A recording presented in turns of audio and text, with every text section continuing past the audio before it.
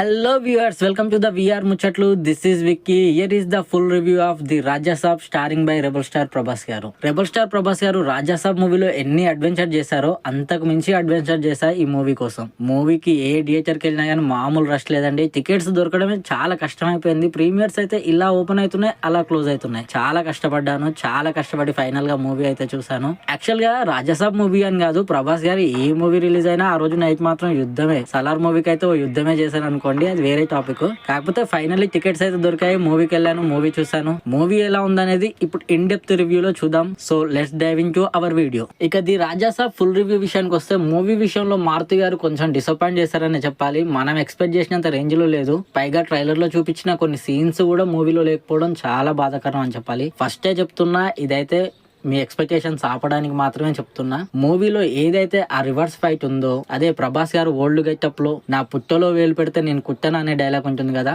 ఆ డైలాగు అలాగే ఆ గెటప్ అండ్ ఆ రివర్స్ ఫైట్ అది మాత్రం మూవీలో లేదు. దాని మీద ఎక్స్పెక్టేషన్ తో మాత్రం మూవీకి అస్సలు వెళ్ళకండి, చాలా డిసప్పాయింట్ అవుతారు. నేను కూడా డిసప్పాయింట్ అయ్యాను. మూవీలో ఆ సీన్ పెట్టలేదు, ఆ సీన్ బదులు వేరే సీన్ పెట్టారు, అది వర్కౌట్ కాలేదు. యాక్చువల్ గా మనకు ఆ సీన్ ఏడొస్తుంది అనేది అర్థం అవుద్ది, ఇక్కడ ఆ సీన్ పడుతుందని. ఆ సీన్ కి అంత స్కోప్ ఉంటది కూడా, బట్ ఎందుకో తెలియదు డైరెక్టర్ మాత్రం ఆ స్క్రీన్ ని పెట్టలేదు, తీసేశారు. అది మాత్రం డిసప్పాయింట్ అని చెప్పాలి. కాకపోతే ఇదైతే ముందే చెప్తున్నా, అందుకే ఎక్కువ ఎక్స్పెక్టేషన్స్ అయితే పెట్టుకోకండి ఆ సీన్ గురించి. ఆ సీన్ అయితే లేదు. అలాగే జోకర్ సీన్ గురించి కూడా ఎక్కువ ఎక్స్పెక్టేషన్ పెట్టుకోకండి. జోకర్ సీన్ మాత్రం జస్ట్ అలా వచ్చేళ్ళిపోద్ది అంతే. అంటే ప్రభాస్ గారు ఆ జోకర్ గెటప్ లో ఉన్న సీన్ నెక్స్ట్ మూవీకి లీడ్ ఇచ్చారన్నమాట. నెక్స్ట్ మూవీ అంటే మళ్ళీ పార్ట్ 2 అనుకుంటారేమో, పార్ట్ 2 కాదు, రాజా సాబ్ సింగిల్ మూవీనే ఇక్కడతో ఎండ్ అయిపోయింది. నెక్స్ట్ మూవీ అంటే లైక్ F1 F2 ఫ్రాంచైజ్ ఉంది కదా, న్యూ మూవీ F1 కి F2 కి సంబంధం లేకుండా, అలా ఇప్పుడు రాజా సాబ్ కి నెక్స్ట్ మూవీకి సంబంధం లేకుండా న్యూ మూవీ, అది ఫ్రాంచైజ్ కింద. సో ఆ మూవీకి జోకర్ సీన్ తో లీడ్ ఇచ్చారన్నమాట. సో దీంట్లో ఏ మాత్రం చూపెట్టలేదు. ట్రైలర్ లో ఏ షాట్ అయితే పెట్టారో అదే షాట్ చూపించారు, అంతకు మించి ఏం లేదు. సో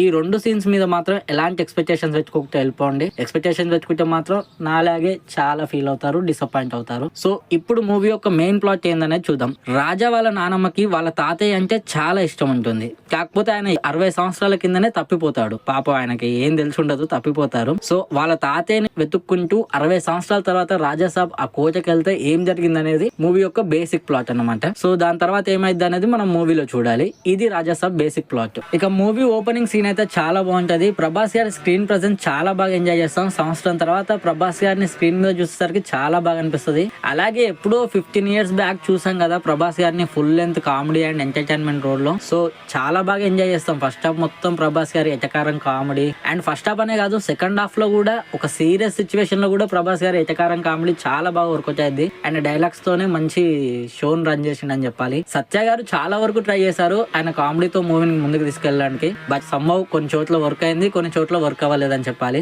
మూవీ అయితే పర్లేదు. ఫస్ట్ హాఫ్ వచ్చేసరికి ఒక 10 minutes అంటే ప్రభాస్ గారు ఓపెనింగ్ సీన్ 10 minutes, తర్వాత ఆ ఫ్లాష్ బ్యాక్ సీన్ ఉంటది అదో 10 minutes, ఆ తర్వాత ఇంటర్వెల్ ఉంటది అక్కడో 10 minutes, చాలా బాగుంటది, మస్త్ ఎంగేజింగ్ ఉంటది. ఇక ఈ మూవీలో 3 హీరోయిన్స్ ఉన్నారు, నిధి అగర్వాల్, రిద్ది గారు అండ్ మాలవిక గారు. 3 హీరోయిన్స్ అవసరమా అనిపించింది మూవీకి అయితే, అదొక మైనస్ పాయింట్ అని చెప్పాలి.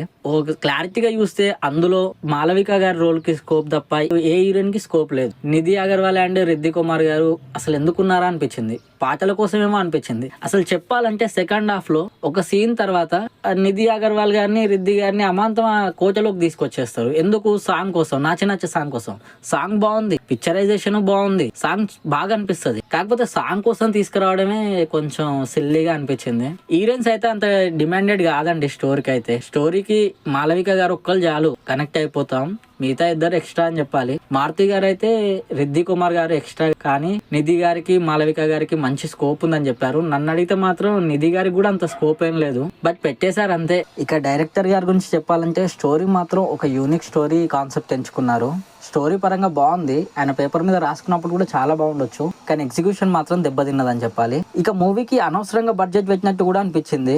ఎందుకంటే కొన్ని సీన్స్ ఎలా అంటే అవుట్డోర్ షూటింగ్ చేయొచ్చు, బట్ మేము సెట్టే వేస్తాం, మాకు సెట్టే కావాలి, మేము గ్రాఫిక్స్ ఏ వాడతాం అన్నట్టుంది. కొన్ని సీన్స్ అవుట్డోర్ లో చేయొచ్చు, బడ్జెట్ పెంచడానికి అనవసరంగా సెట్స్ వేసుకొని విఎఫ్ఎక్స్ గ్రాఫిక్స్ అవసరం అనిపించింది. మనకు అర్థమైపోద్ది ఈ సీన్ అవుట్డోర్ లో అయితే బాగుంటుంది అనేసి. ఇక మూవీ సెకండ్ హాఫ్ విషయానికి వస్తే, ఆ కోటలోకి వెళ్ళిన తర్వాత మైండ్ గేమ్ ఉంటుంది, చాలా బాగుంటుంది. మైండ్ గేమ్ అంటే ఓ హాలీవుడ్ లెవెల్లో ఏం కాదు, కానీ అంటే ఆ క్రియేచర్స్ అవన్నీ ఏది నిజం, ఏది అబద్ధం, ఏది వర్చువల్ అనే తీరుగా ఉంటుంది. బాగుంది, అది మాత్రం చూపించిన విధానం బాగుంది. సో అక్కడ సక్సెస్ అయ్యారని చెప్పాలి కానీ, కాకపోతే సెకండ్ హాఫ్ అప్పటికి డల్ అయిపోయింది. కాకపోతే బాగుంటది, వాళ్ళు మైండ్ గేమ్ ఆడుతున్నారని మనకు అర్థమవుతుంటది. కాకపోతే ఆ మైండ్ గేమ్ ని, ఆ క్రియేచర్స్ ని ఎలా ఎండ్ చేశారంటే అంత బాగా ఎండ్ చేయలేదు. మళ్ళీ లాస్ట్ కి వచ్చేసరికి ఇది ఒక యూనిక్ కాన్సెప్ట్ అయినప్పటికీ దాన్ని ఎండ్ చేయడం మాత్రం చాలా సింపుల్ గా ఒక రొట్టె లెవెల్లోనే ఆ క్రియేచర్స్ కి అవన్నిటికీ క్లైమాక్స్ అబ్నార్మల్ గా ఇచ్చి పడేశారు. ఒకవేళ అంటే కంప్లీట్ చేయలేదు,